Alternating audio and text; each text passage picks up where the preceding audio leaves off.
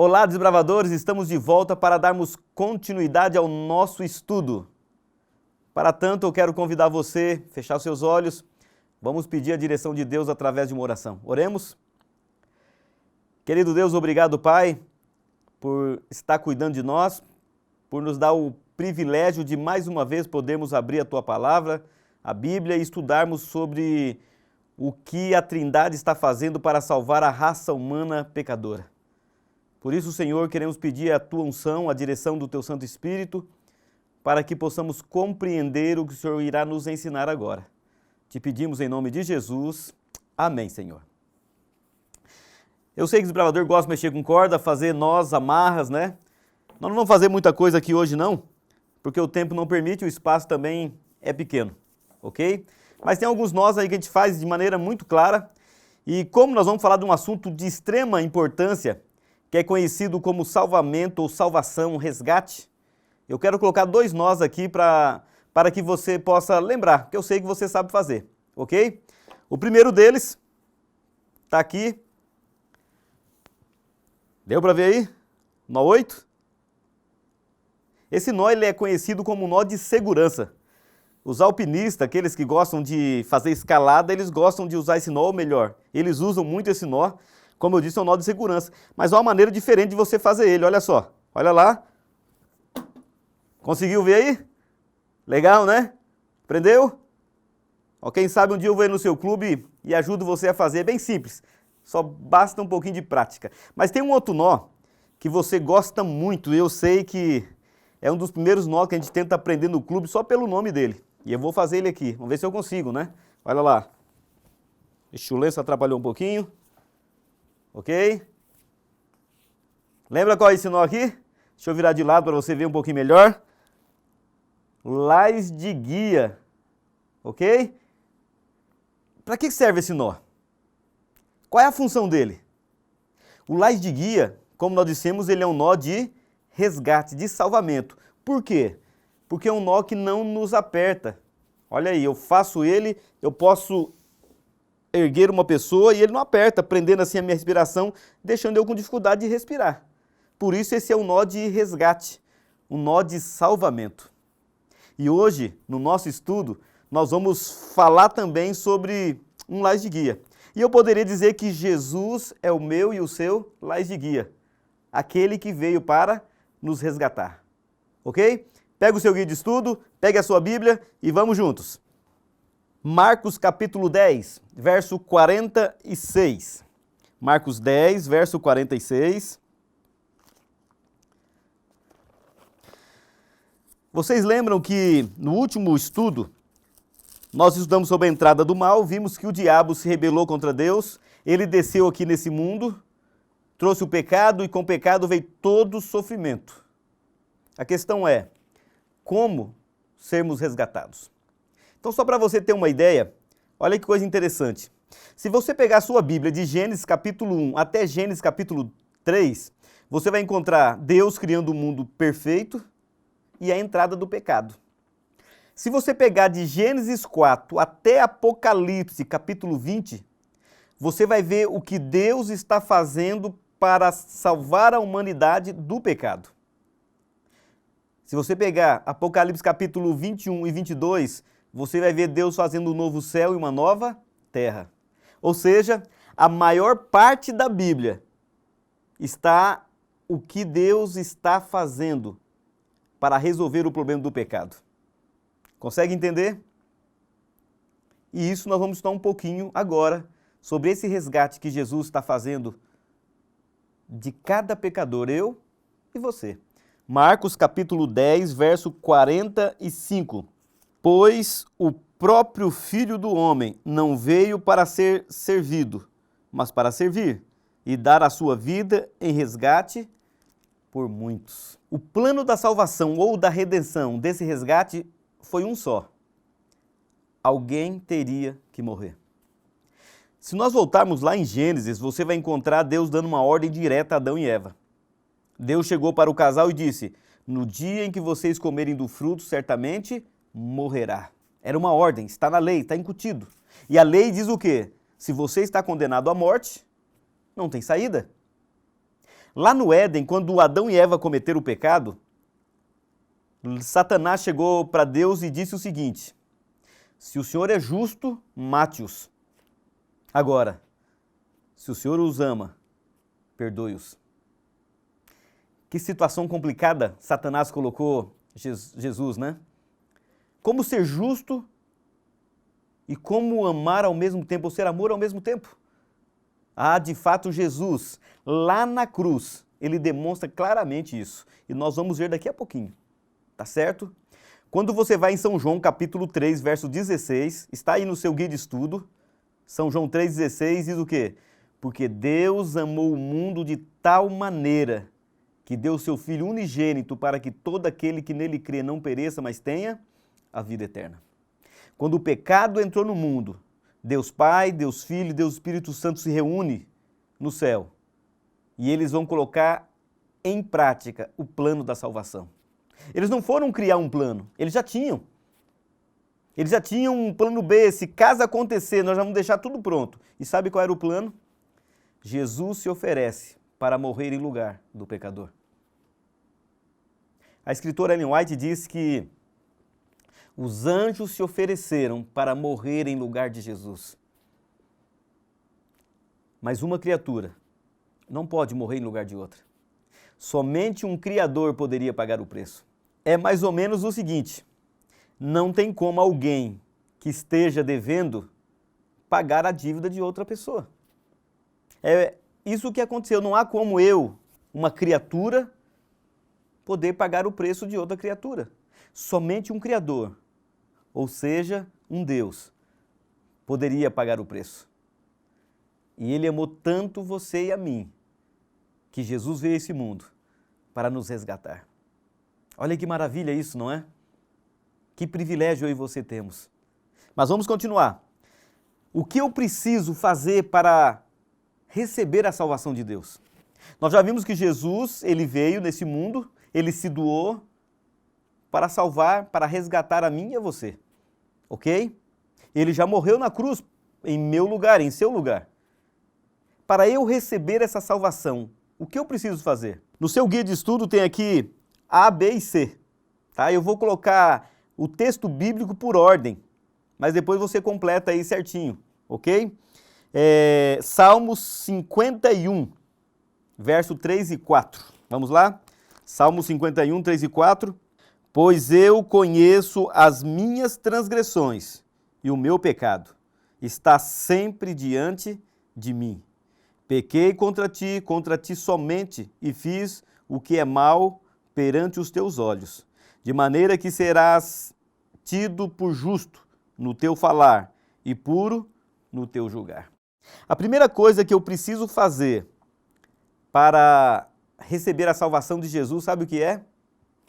Reconhecer que sou pecador. Quando eu reconheço que eu sou pecador, vem um sentimento que é chamado de arrependimento. Sabe, arrependimento ele é muito parecido, mas é totalmente diferente de remorso. Remorso é quando eu tenho medo da consequência do ato que eu pratiquei. O arrependimento não, mesmo que não tenha consequência, eu não me sinto bem pelo que eu fiz. Consegue entender? Então, o primeiro fator, eu preciso me arrepender. E para me arrepender, eu preciso reconhecer que sou pecador. Davi escreveu o Salmo 51, dizendo o seguinte: eu pequei contra ti, Senhor, sou um pecador. Estou arrependido. Quando eu me arrependo, eu quero dizer o seguinte: Senhor, eu não quero fazer mais isso. Eu me sinto mal com o ato que eu pratiquei. Por mais que eu volte a fazê-lo, eu não vou me sentir bem. Consegue entender? Então, primeiro passo, arrependimento. Vamos para o segundo? Segundo passo, Provérbios 28, 13. Provérbios 28, 13. Já reconheci que sou pecador, estou arrependido. Qual é o segundo passo?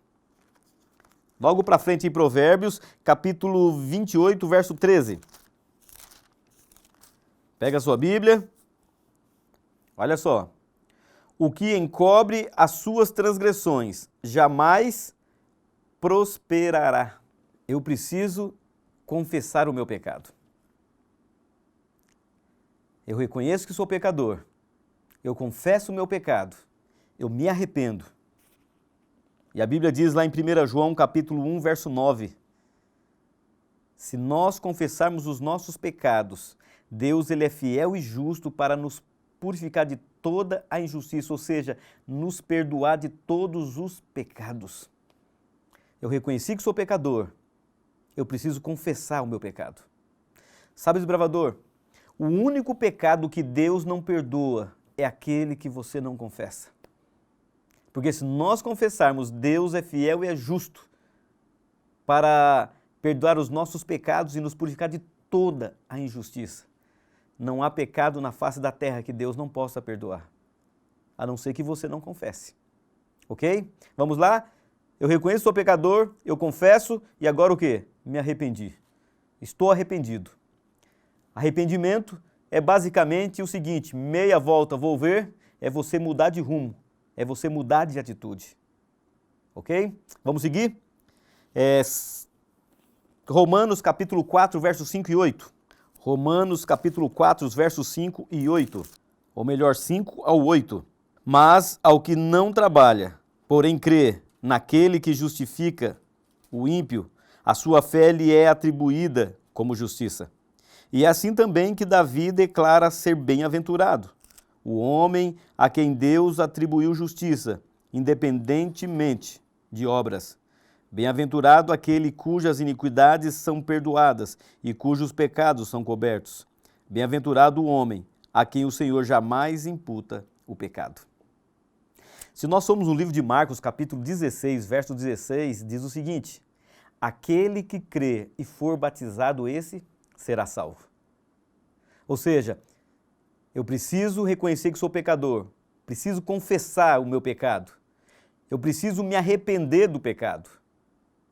E por último, eu preciso crer que Jesus pode resolver o problema do pecado em minha vida. Jesus já morreu em nosso lugar. Ele já pagou o preço. Agora, para que a salvação que Jesus tem a oferecer a você te alcance, você precisa reconhecer que é pecador, você precisa confessar o seu pecado, você precisa arrepender-se do pecado e você precisa crer que esse Jesus pode salvar você. Você crê? Se você crê, então aceite Jesus como teu Salvador. Se você crê, deixe que Jesus transforme a tua vida. Olha o que diz o Evangelho de João, capítulo 1, verso 29. No dia seguinte, viu João a Jesus que vinha para ele e disse: Eis o Cordeiro de Deus que tira o pecado do mundo. Jesus é o único que pode resolver o problema do pecado. Jesus é o único que pode resolver o problema do sofrimento da humanidade. E ele já fez o que tinha que fazer. Ele já morreu em nosso lugar. Lá na cruz, Jesus, quando é pendurado na cruz, ele está demonstrando amor e justiça. Amor por quê? Porque Jesus morre em meu lugar. Jesus morre em seu lugar. Lembra do texto São João 3,16? Porque Deus amou o mundo de tal maneira que deu o seu Filho, único, unigênito, para que todo aquele que nele crê não pereça, mas tenha a vida eterna. Lá na cruz, Jesus, ele é amor porque ele morre no lugar do pecador, mas também é justiça, porque a lei exigia o quê? Morte, sangue, vida. E ali na cruz, Jesus, ele morre. Lá no Éden, quando Satanás chegou para Jesus e disse: se você é justo, mate-os, mas se você os ama, perdoe-os. Lá na cruz, Jesus demonstrou isso de maneira muito clara. Justiça, porque Jesus morreu. Tinha que haver morte, não havia outra solução. Se caso houvesse, com certeza Jesus teria usado. Então, se ele morreu, porque não havia outra. Mas ele também demonstrou amor, porque Jesus morreu em meu e em seu lugar. A cruz é uma demonstração clara do amor e da justiça de Deus. O interessante é que muitas pessoas falam sobre o amor de Jesus, mas esquecem que ele é justo. Ele ama muito você, desbravador. Ele quer salvar você. Mas não esqueça que ele é justo. Que se você cometer alguma coisa errada e você não aceitá-lo, ele não vai poder salvar você. Não porque ele não queira, mas porque você assim o escolheu. E eu espero que nenhum de vocês escolha não ser salvo por Jesus. qual o outro passo que eu preciso dar para que a salvação de Jesus possa me alcançar? Nós já vimos que eu tenho que reconhecer que sou pecador, eu tenho que confessar o meu pecado, eu tenho que me arrepender e tenho que crer, correto? Qual o outro passo? Vamos lá, Atos capítulo 2, verso 38. Atos 2, 38. Respondeu-lhes Pedro: arrependei-vos e cada um de vós seja batizado em nome de Jesus Cristo para a remissão dos vossos pecados e recebereis o dom do Espírito Santo. Para eu dizer que eu creio em Jesus, que eu creio em Deus, eu preciso não só de palavras, mas eu preciso de atitude. E a atitude que eu e você precisamos tomar é a seguinte: eu reconheço que sou pecador, eu confesso o meu pecado, eu estou arrependido, eu creio que Jesus morreu e pode me salvar. Mas para eu confirmar tudo isso, eu preciso de algo muito maior, que é o batismo. O batismo é a morte para a velha pessoa e o nascimento de uma nova. Eu deixo os velhos hábitos e começo hábitos novos. Sendo assim, eu vou receber a salvação que Jesus pode me dar. Jesus é o nosso lais de guia. Jesus é o nosso resgatador, o nosso salvador. Aquele que deu a vida para nos salvar. Eu sei que você deve lembrar de um incidente que aconteceu há pouco tempo lá na Tailândia. Um time de futebol. Os meninos, eles entraram numa caverna para visitar juntamente com o seu técnico e começou a chover e a água começou a entrar e eles não tinham como sair. E conforme a água ia entrando, eles iam se aprofundando cada vez mais dentro da caverna. Até um ponto que eles ficaram no lugar mais alto, a água ali não alcançava, mas eles também não tinham condições de sair. Ali fora começou uma manobra para resgatar esses meninos. Eles tinham 3 planos, o plano A, o plano B e o plano C. O plano A, eles queriam tentar resgatá-los como fizeram lá no deserto do Atacama, no Chile, quando a mina de cobre desmoronou, que era fazer um túnel e descer uma cápsula, alguma coisa, para salvar os meninos por cima. O plano B, eles tinham que colocar bombas para poderem bombear essa água para fora e eles precisavam que parasse de chover, para que não mais entrasse água ali. E o plano C, eles iriam colocar mergulhadores, mergulhando por aqueles canais estreitos até chegarem aos meninos e poder tirá-los. Eles optaram pelo plano C. E foi esse o plano que eles usaram. Os mergulhadores começaram a mergulhar, deixando um cabo, mas as águas ali eram escuras, barrentas, e eles não tinham visibilidade nenhuma. E eles mergulhavam tanto, voltava. Havia uma parte do trecho em que eles tinham que tirar o cilindro das costas para poderem passar e então arrastar o cilindro de oxigênio para chegarem até os meninos. Assim eles conseguiram, chegaram lá, levaram mantimentos e agora a grande dificuldade era como trazê-los. Eram 13 meninos e todos eles tinham que vir mergulhando e eles não tinham curso de mergulho, não sabiam como fazê-lo. A história diz o seguinte, que um marinheiro, ali tailandês, ele era um atleta, ele corria triatlon, ele fazia aquelas corridas rústicas quando não estava em horário de trabalho, e ele foi um dos homens que foram envolvidos para resgatar aqueles meninos. Ele era oficial da Marinha, era um atleta. Quando não estava de serviço, ele entrava nas corridas de aventura, triatlon, e era um bom mergulhador. Ele entrou naquele canal, mergulhou várias vezes, e um dos momentos ele mergulhou, levou mantimento para os meninos. Só que ao voltar, o seu oxigênio acabou e esse homem morreu dentro daquele canal. O que eu quero dizer é que é uma pessoa que abriu mão da sua vida para que outros pudessem viver. Todos os meninos, inclusive o seu técnico, foram salvos. Foram dados tranquilizantes para eles e eles então saíram mergulhando pelo canal. Foi realmente uma manobra incrível de salvamento. Mas essa manobra não se iguala ao que Jesus fez por mim e por você. Um Deus que deixa o seu céu, deixa a sua forma de Deus e veio nesse mundo, passar por todo o sofrimento, passar por dor, por angústia, tristeza, por fome, frio, calor, ser humilhado e, acima de tudo, sofrer uma dor extrema para que eu e você pudéssemos viver. Querido desbravador, você quer aceitar a salvação que só Jesus pode dar? Você quer, a partir de agora, aceitar Jesus como seu único Salvador? Então deixe Ele cuidar de você. Entregue a sua vida a Ele, para que você possa ser resgatado por esse Jesus, o nosso Lais de Guia. Você aceita Jesus como seu Salvador? Então feche seus olhos. Eu vou orar por você. Obrigado, Senhor, porque um dia Jesus deixou o céu, deixou a sua forma de Deus e veio a esse mundo para resgatar todos nós pecadores. Ele passou por sofrimento, por angústia, com o único propósito de pagar o preço exigido, dar o seu sangue, a sua vida, para que eu e cada desbravador que está me ouvindo agora pudesse ter a esperança da salvação. Senhor, hoje nós queremos entregar nossa vida a Ti.